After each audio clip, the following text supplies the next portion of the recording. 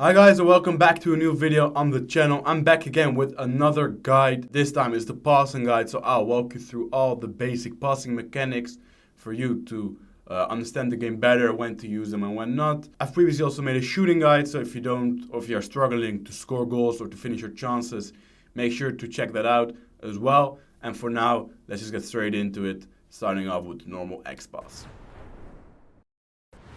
Normal X passes are for short distance passes. As you can see in this clip, when you want to pass like from short distance, it's the best because R1X is too heavy. Every touch is going to be more difficult. And this clip you can see that you can keep control of the ball. The first touch is more easy, stuff like that. Next clip again, as you can see, just normal passes into each other. Easy to keep control in the midfield. Distances are short. That's basically how you have to make use of the X pass. Always turn the right way. Stuff like that. It's just a basic mechanic. Here again, just in the build-up, obviously we don't speed things up here that much. Just no risk passes. It's best to use if you want to control games. FC is obviously a game of tempo. When you want to attack, you obviously speed up a bit more. Now we just want to control, keep the ball, don't lose it, and patiently waiting for our opening. When it arrives, then we speed up the game obviously, but now X-Pass is the best. Heading over to the R1 X pass, the driven pass, obviously a great mechanic as well every year. This is when you pass over longer distances and you want to speed up the game. So let's take a look. So in this clip, as you can see, we first pass with R1X back, then first time R1X because we got the pink pass plus into a striker, turn and shoot. Again, as I said, speed up the game. First time with the pink pass, I would say like this year it's more difficult to pass with first than last year, but it's to speed up the game. Opponent has no chance really to react, stuff like that. Next one, again, out on the right. Then we find Hansen with a driven pass, R1X. You can see how fast that ball goes. That way we can turn quicker, give the opponent no chance to come back. Now again, Mick van de Ven with the R1X, then Okafor R1X. You can see that the defender, the ball goes too quick for the defender basically. So the defender anticipates maybe a slower ball. This time it goes faster than he expected.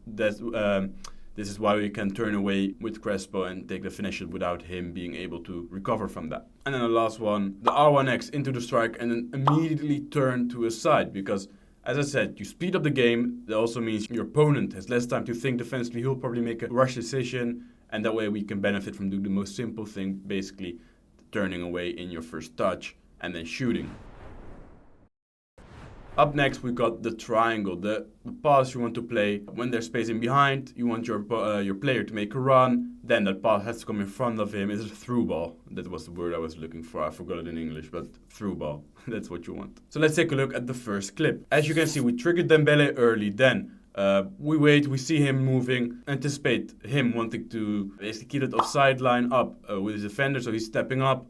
Right at that time, we give that through ball and we're in.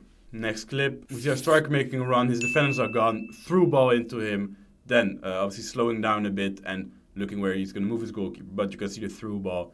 When there's space, you got to play it, because when you play an X pass, yeah, it will just take the pace out of the player, and then you're going to get catched up by the defenders. Next clip again, Bellingham is making a run, he steps out wrongly with his defender, we give a through ball. That way, the ball arrives in front of him, and we can immediately pass it next to us, but in this case, the pass before the assist was the through ball, and it's really important to give that pass because again, if you play with the normal X, or if you play with the R1X, the pass is just, he has to wait for that pass basically, and we want that he keeps on running, keeps the pace in the attack, and after lay it off. If you played football yourself, you probably understand this already, and now a triangle again. This case, we see our right back, then we give the triangle there because it arrives in front of him. The cross is unfortunately not that good, but you can see if that cross was a bit better, it's all because that ball arrived in front of her in this case. If we play in an R1X, it would be more difficult because we have to wait longer for the run. Our strikers will make a worse run, stuff like that. And then next, the lofted through ball. You perform this by pressing L1 and triangle at the same time. This will give you a high through ball. So as you can see here, Bellingham is making that run. We spot it. There's no space on the ground, so we got to put it in the air. In the end, he comes out with his goalkeeper, a bit lucky, but yeah, we score somehow. But you can see that that through ball, that lofted through ball is really important because it puts it in great scenarios. Here again, we trigger our Davies. This case, again, on the ground, it's not the best option. We've got a long ball plus player, so it's better to do it like that. When we find Davies, basically goals already made, because then you just have to give 2 simple X passes, and we are there with a good position. So as you can see, the loft through ball in this scenario is the killing pass. Again, next, first time through ball, because we got KDB over the defense, and then we take a touch and score. But it's important that you can, as you can see again, no space on the ground. We put it over everyone, because in this case the defense is pushing up, our player is making a run, so they're going in both in a different direction. So what you want to do is put it over them, because you know that your player is going to be free after they pushed up their defense. And sometimes it's not maybe the most important pass, but you want to take up space, so the bet isn't a run. We play L1 through ball. We don't get into a scoring position, gotta be honest here, but what we create is that we push up the field and then get ourselves in a much more better position. We get ourselves surrounding the box instead of having to dribble up and stuff like that, doing it the hard way. So that's also a nice way of doing it. And last but not least, we got the cross. You cross with the normal controller settings with square. So let's take a look. Cross is really easy, honestly. In this case, it's also something that helps from a bar roll before it. And yeah, when you see your attacker having an advantage or having space, you can cross. So either he's completely free at the back post, for example, or if he's making a run and you see that he's overtaking the defender, then it's also a good way to cross. As you can see in this example, Crespo is kind of making a run here. At the moment, he's going to overtake the defender. We decide to cross. He comes in front of his man, and we finish it. And now, as I said, when someone's completely free at the back post, we just cross it again. He's completely free, so we'd be stupid not to cross, and you get yourself a goal of that.